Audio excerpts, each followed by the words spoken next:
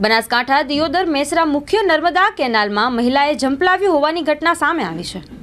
મહિલાએ કેનાલ પર બાળકને બહાર મૂકી કેનાલમાં પડતું મૂક્યું હતું। મહિલા ભાભરના મીઠા ગામની રહેવાસી હોવાનું સામે આવ્યું છે। મહિલાના પિયર પક્ષ ભેમ બોરડી હોવાનું પણ સામે આવ્યું છે। કેનાલ પર મહિલાના માતા પરિવાર દોડી આવ્યા હતા। સ્થાનિક તરવૈયા અને લોકો દ્વારા કેનાલમાં મહિલાની શોધ હાથ ધરવામાં આવી છે। ઘટના સ્થળે દિયોદર પોલીસ પહોંચી આગળની કાર્યવાહી હાથ ધરી છે।